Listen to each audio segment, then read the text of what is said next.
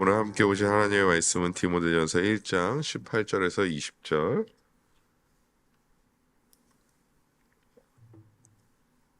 디모데전서 1장 18절에서 20절 말씀을 우리 한 절씩 교독하시고 마지막 말씀 함께 읽겠습니다.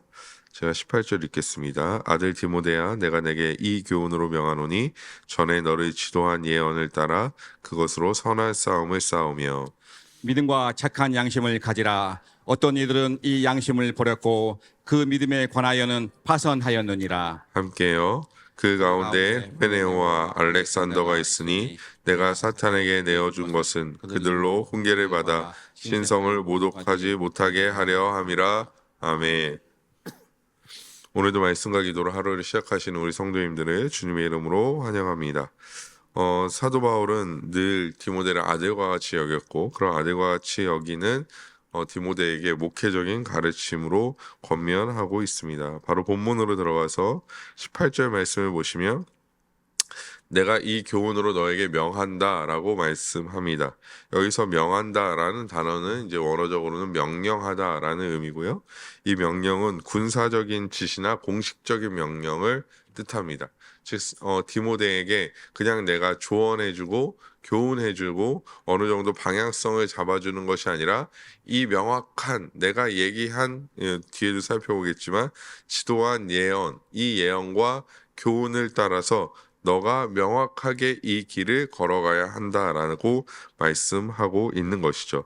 그렇기 때문에 명확한 명령이기 때문에 군사적 명령이기 때문에 철저한 순종을 요구합니다. 즉 그냥 따라도 되고 따라도 되지 않는 어떤 선택사항이 아니라 명확하게 따라야 한다라는 것이죠. 군에서도 군대 생활을 해보신 분들은 알겠지만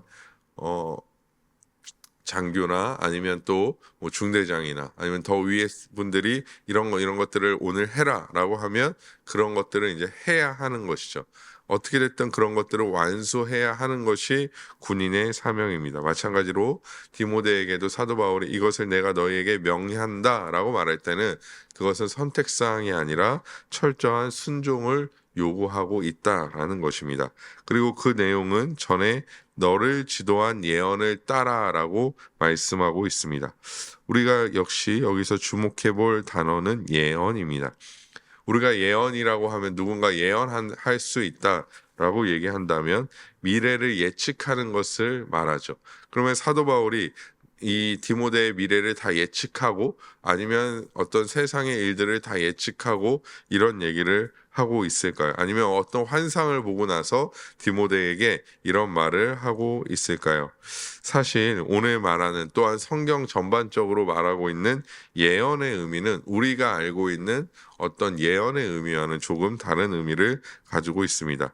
물론 단순히 예언은 성경 말씀이다 라고 단정지어서 말하기에는 약간의 무리가 있습니다. 왜냐하면 오늘 이 예언의 원어적 해석을 보시면 앞서가다, 앞서 인도하다라는 의미를 가지고 있기 때문이죠. 즉 하나님의 말씀이라고 말해도 사실 크게 무방하지는 않지만 사실 그렇게 딱 단정 짓기에는 어려운 단어이고 물론 우리가 아는 바와 같이 뭔가 신비주의적인 것들을 통하여 미래를 보고선 그것을 말해주는 것을 예언이라고 말하기에도 역시 무리가 있습니다. 그래서 앞서가다, 앞서 인도하다라는 의미를 가지고 있기 때문에 이미 하나님 말씀으로서 그런 사역과 그런 일들을 감당해 온 사도 바울이 디모데에게만 특별히 전한 사명의 길, 안내의 길 같은 의미로서의 예언으로 우리가 받아들이면 될 것 같습니다. 다시 한번 정리해드리면 디모데에게만 특별히 전했던 사도 바울이 이미 경험해왔고 이미 그런 사역들을 감당해본 사도 바울이 하나님의 말씀을 근거로 하여 디모데에게 특별히 전한 사명의 길과 안내와 같다라는 그런 예언으로 생각하시면 됩니다. 우리가 아까도 말씀드렸지만 그래서 성경의 예언이라고 하면 그냥 미래를 예측하는 일 정도로 해석해서는 안 되고 단순히 미래를 아는 것 보는 것으로 생각하기보다는 그 말씀의 문맥에 따라서 혹은 또한 단어에 따라서 뜻을 해석하는 것이 중요합니다. 단순히 미래를 보는 것 또 미래를 아는 것이라고 생각하고 누군가 예언을 하는 것 내가 예언을 했다 혹은 예언을 할 수 있다라고 말한다면 오히려 그런 것들은 허탄한 말이 될 수 있습니다. 다시 본문으로 돌아와서는 사도 바울은 결국 그런 자신의 예언을 따라 가르침을 따라 교훈을 따라 디모데가 선한 싸움을 싸우기를 권하고 있습니다. 여기서 싸우다라는 표현 역시 길거리에서 그냥 치고받고 싸우는 그런 싸움이 아니라 군사적인 작전과 같은 전투를 말합니다. 즉 본격적인 어떤 전투를 말하고 있는 것이죠. 사도 바울이 이렇게 표현한 이유는 명확합니다. 앞에서 살펴봤던 것처럼 마구잡이로 자신이 느끼는 대로 싸우는 것이 아니라 결국에는 이어서 생각해 보자면 명확한 지식 가운데 선한 싸움을 싸워야 한다라는 것을 말씀해 주고 있는 것이죠. 사도 바울이 복음의 진리를 따라 디모데에게 전한 그 복음대로 명확한 그 기준대로 싸우는 그 선한 싸움을 싸워야 한다라는 것입니다. 선한 싸움이란 나의 유익을 위한 싸움은 아니겠죠.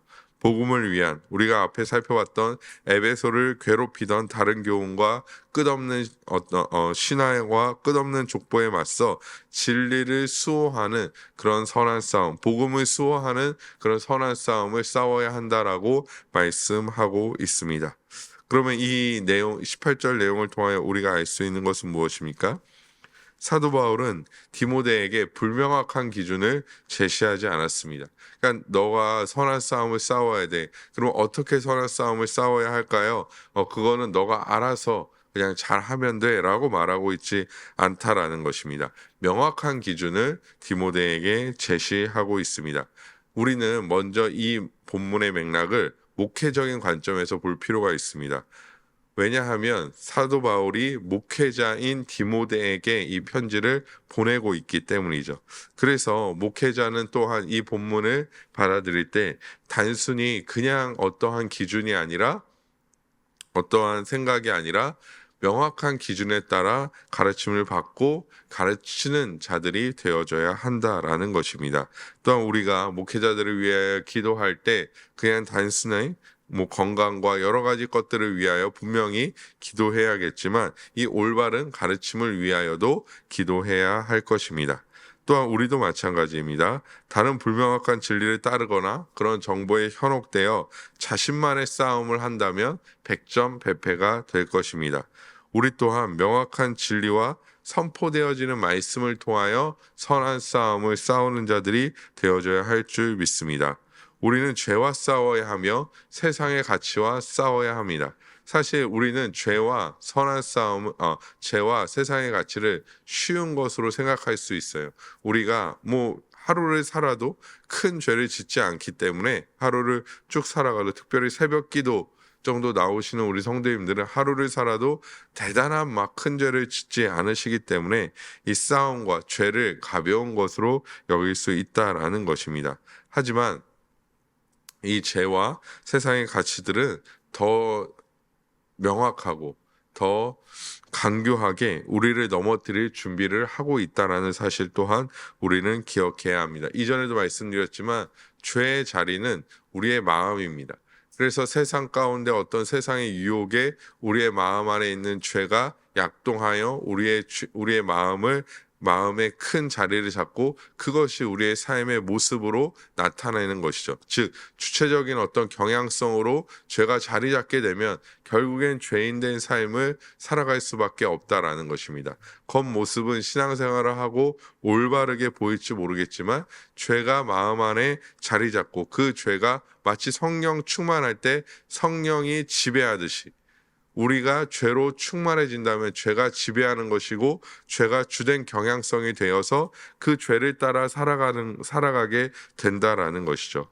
죄는 그렇게 호락호락하지 않습니다. 우리는 우리의 마음에 들어갈 수 없으나 죄는 우리의 마음에 자리를 잡고 우리 가운데 우리를 유혹하고 넘어뜨리려 한다라는 것입니다. 우리는 그런 자들, 그런 죄와 그런 세상과 선한 싸움을 싸워야 하는데 불명확한 기준과 불명확한 생각과 나의 방식대로의 싸움을 싸워가서는 안 된다라는 것입니다. 그렇기 때문에 우리는 명확한 기준인 하나님의 말씀과 특별히 그 하나님의 말씀으로 말미암아 선포되어진 말씀을 붙들고 나아가야 한다라는 것이죠. 우리가 주일 예배를 드리고 말씀을 듣는 이유는 무엇입니까?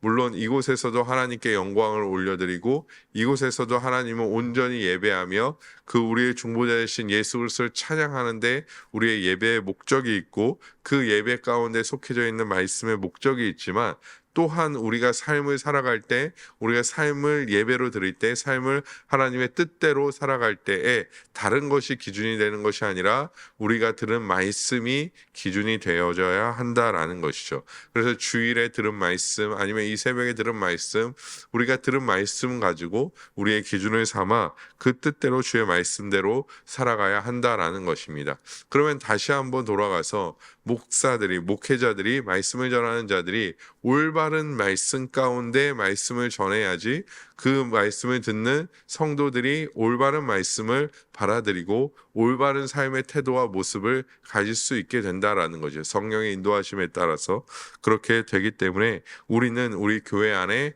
이런 올바른 믿음의 모습들이 또한 올바른 믿음의 선포가 올바른 행함이 있기를 늘 기도해야 한다라는 것입니다. 또한 어제 수요예배 때도 말씀드렸지만 개혁교회는 종교개혁 이후로 올바른 교리들을 끊임없이 정립해 왔습니다. 그것을 위해서 끊임없는 논증과 논쟁을 해왔던 역사가 개혁교회의 역사입니다. 먼저 우리가 쉽게 말하는 로마 카톨릭 교회에서 개혁하여 나왔기 때문에 로마 카톨릭 교회와 치열한 논증과 논쟁을 해야 했습니다. 그렇게 했던 사람이 대표적으로 누구입니까? 우리가 알고 있는 칼빈이죠. 존 칼빈이 끊임없이 그런 논증과 논쟁을 해왔습니다. 그래서 칼빈의 기독교 강요를 보면 로마 카톨릭 교회가 어떤 오류를 범하고 있는지, 무엇이 비성경적인지를 명확히 기준하면서 그것을 증거로 제시하면서 자신의 뜻을 펼쳐가는 일들을 많이 보게 됩니다. 그렇게 명확한 교리적인 어떤 논증과 논쟁을 통하여 그 체계를 세워갔습니다. 그런데 어느 순간부터 교회가 그런 것들을 멀리하게 되었다라는 것이죠.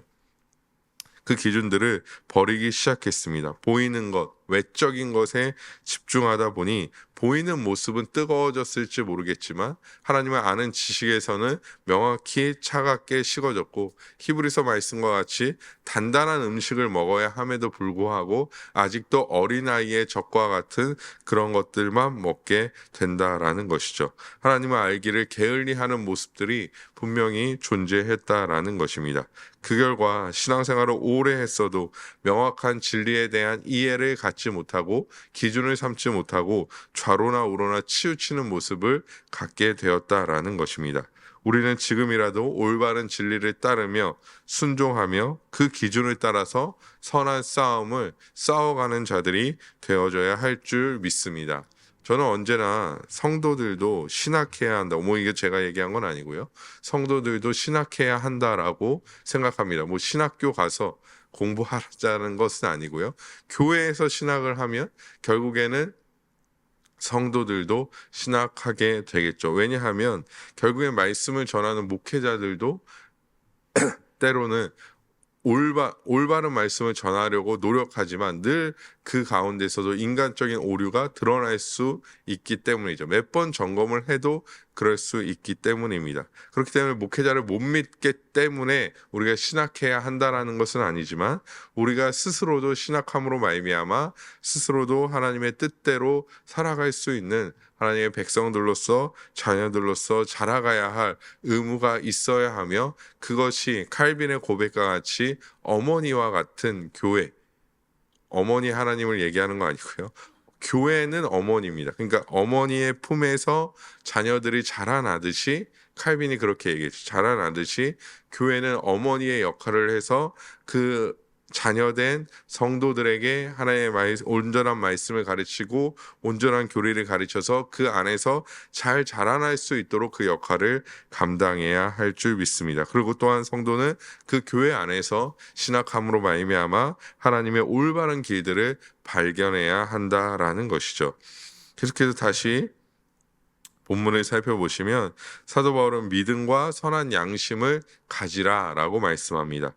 여기서 믿음은 우리가 알고 있는 그냥 보편적인 믿음을 뜻합니다. 즉 또한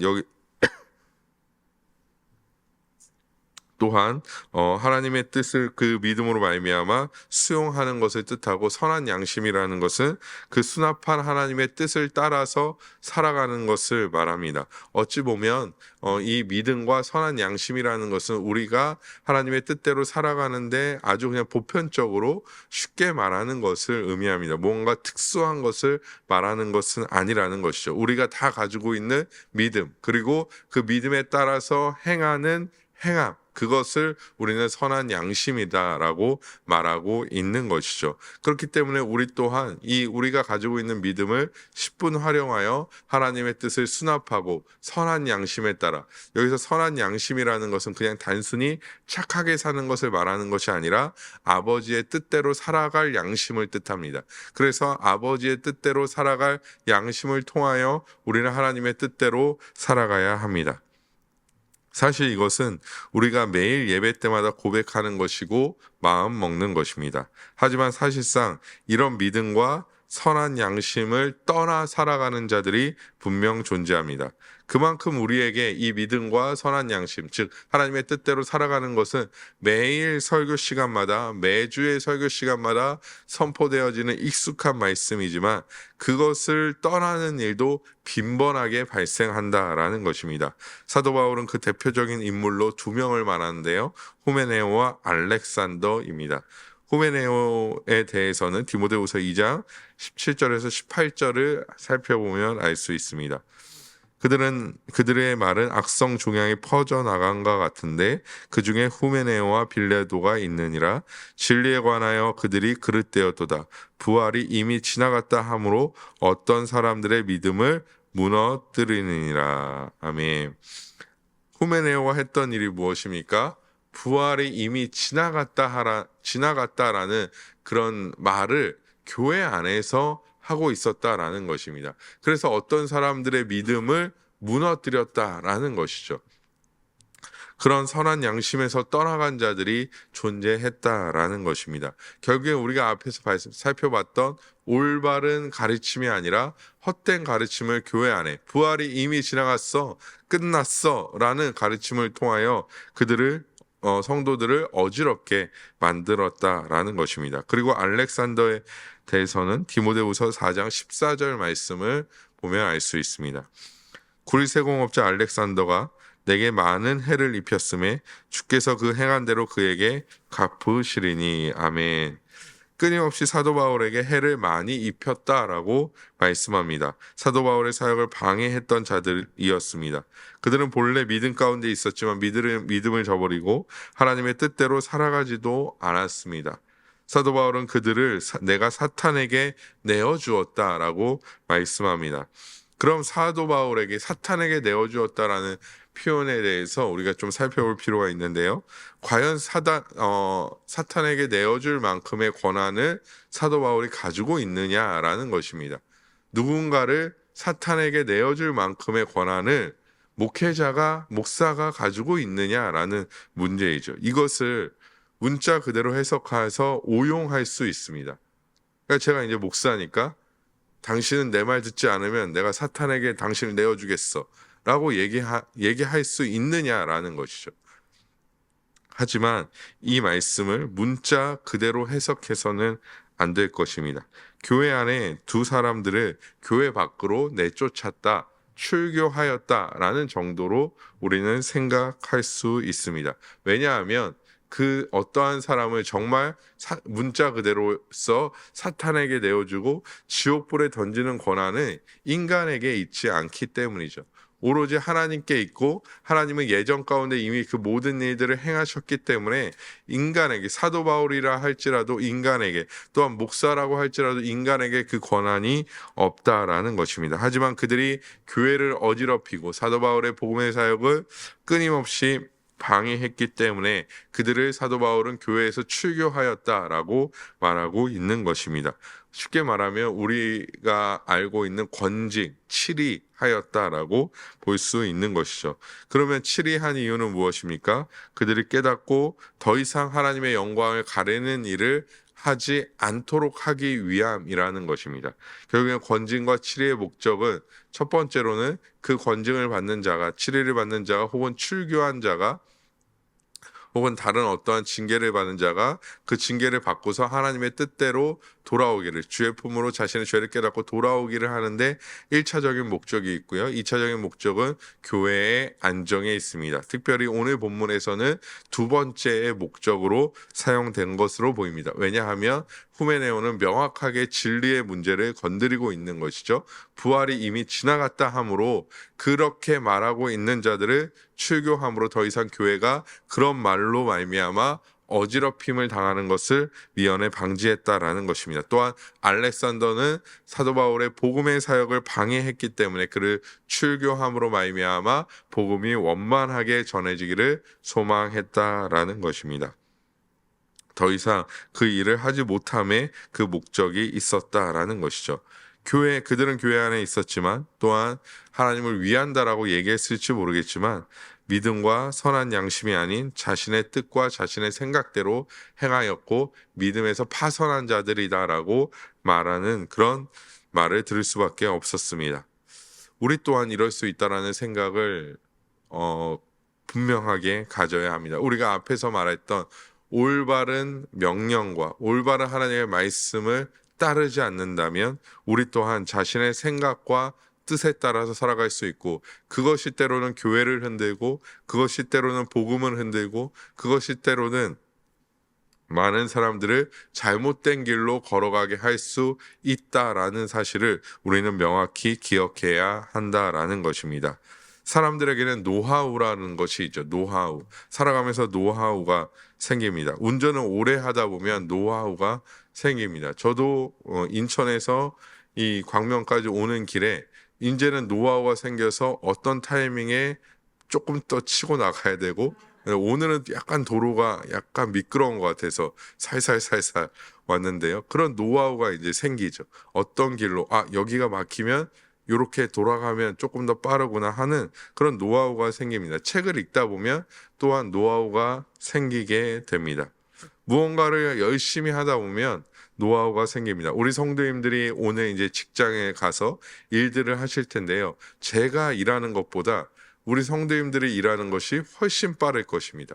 왜냐하면 우리 성도님들에게는 각자의 일터에서의 노하우가 분명히 존재하기 때문이죠. 하지만 신앙생활은 노하우로 할 수 없습니다. 내가 경험한 것, 생각한 것, 판단한 것, 경험한 것 스스로 같이 판단하여 행동하고 생각하는 것들은 오히려 위험할 수 있다라는 것이죠.